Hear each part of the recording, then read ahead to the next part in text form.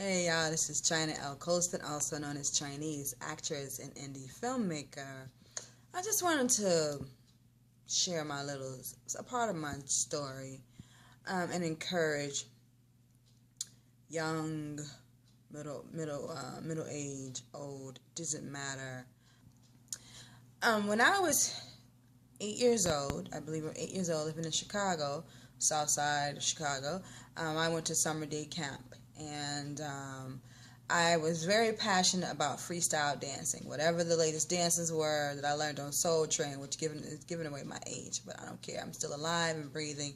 I'm blessed to be alive. So, anyhow, every year, this summer day camp, they would have I would take the bus, my brother and I would take the bus to this day camp every Monday through Friday, right? So I loved going, and I discovered that every year they would hold an annual talent show, right? And so different counselors would, gather people to either, do their different showcase their different talents, dancing. It could be a group dance, duet, solo dance, singing, playing an instrument, whatever in the artistic field, right? We would do our participating talent show. So anyway, this one particular day camp counselor, she stated that she was going to she was going to have a group together, form a dance group to participate in the talent show, and there was first, second, third place, you win trophies, and so she was like, who wanted to be a part of the dance group? So of course, some of the girls, we all raised our hands. Not all of us, but I raised my hand. I was so eager, and I was a really good dancer, naturally, and I could pick up dances straight away. And I was raising my hand like, ooh, me, me, me, me. And she just ignored me. She really ignored me, and she selected the 5 or 6 young girls, and they all looked alike. Well, they all had a type. They were all fair skinned, long wavy hair, and I was caramel complexion, as you can see, with short, kinky hair, right? And she was light skinned with long wavy hair herself, the day camp counselor. And I was really hurt. I was deeply hurt that she rejected me, that she saw me raising my hand, and she just looked over me. Right? Looked over me, looked in my direction, just like, I'm not choosing you.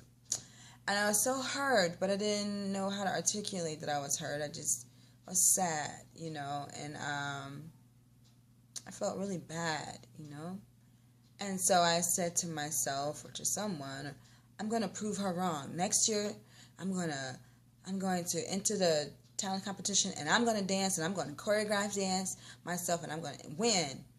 I'm going to prove her wrong. I'm going to, let her know she should have chosen me, So the next year I was looking forward to it. Her, her opportunity to show her that, she should have picked me. And of course, as fate would have it, she didn't even come back the following year. So I was like, dang. But I'm like, what? I'm still going to move forward. And I choreographed a dance. I picked 4 girls or whatever, and I choreographed a dance. And guess what? I came in first place. And I came in first place the next year, and the next year, and the next year. And I was so happy, and I was so proud of myself, but I realized, too, that I was holding on to some resentment and unforgiveness toward the day camp counselor for rejecting me, for not picking me, and for me not feeling good about that. And I had to finally reconcile that. And actually, my whole point of the video is to say that, I even tweeted this, that things you deem as a curse as a child can turn out to be a blessing as an adult, right? Also, I went on in high school. I went to Performing Arts High School in Chicago, and I was a theater major, but I minored in dance, and my real concentration was dance. I took theater, majored in because I had to. That was my other option artistically. But I really was, every year I would choreograph a dance in high school, and people would be wild. My peers would be wild, and worked really diligently, and I danced in elementary school and choreograph, and so because she rejected me, and I took on as well, I'm going to just dance and be in a dance, and I'm going to choreograph, and it turned out really well for me. So I shout out to her for rejecting me and for me not giving up on myself. The first person who inspired me to even want to pursue dancing as a profession was I saw Debbie Allen in a secret deodorant commercial. As weird as that sounds, secret deodorant commercial. When I was a young girl, and I was like, I want to be a modern dancer, a professional dancer. I never did become a professional dancer, but I am a professional actress. Also, when I was a young girl, it took my hair a long time to grow. My mother had great, full, thick hair. It was like shoulder length. It was just beautiful, thick, natural, woolly hair. But my hair took a long time to grow. So at 3 years old, I was rocking a TWA. But it's embarrassing when you're 4 and 5 to have short hair. Like my hair wouldn't go past my ear. Maybe it was like right here in the middle. And it was so frustrating. My mother would press my hair, and I just wanted long hair, long wavy hair so desperately. But it just wouldn't happen. And then my hair started to grow a little. When I got a perm when I was 10, and my hair started to grow, and it was like right here, the nape of my neck, like right there. And then it got old, early 20s, it was like right here. And then Anita Baker came along, and I cut it off. I wanted to style like Anita Baker and Mickey Howard, so I'm really giving away my age. And so long hair was not important to me. And I saw that I could still be attractive with short hair. It was permed, but it was still short, and I felt like attractive, right? Because so shout out to Anita Baker and Mickey Howard for their hairstyles inspiring me and showing me that you can wear short hair and still be attractive. And now I wear my hair short and natural, very close, and I love it. I think I feel like it's so flattering and beautiful, and I feel beautiful and sexy. And people compliment my hairstyle, they compliment my head shape. And I tend to get, it looks nice on you, you have a nice shaped head, and it must be really convenient. But actually, I didn't cut my hair because it's convenient. I cut my hair because I think it's a beautiful, natural hairstyle, and it's very flattering, and I think it's very sexy and bold. That's why I cut it, not for convenience. Because to me, saying it's just for convenience, it just discredits the beauty of it.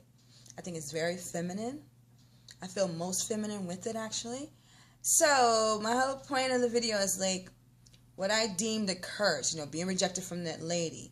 And then having short natural hair, my hair not growing really to a long length or even average length until I was like, maybe 13, 12, and up to like 20-something, early 20s.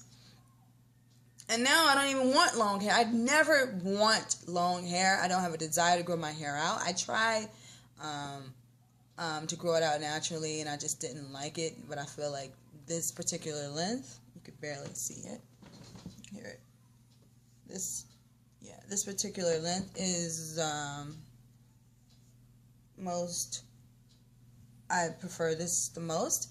So my whole point is whatever you were teased about, maybe as a child, or if someone rejected you and you wanted to participate in a particular sport or some type of particular activity or artistic activity, but you were rejected for whatever reason.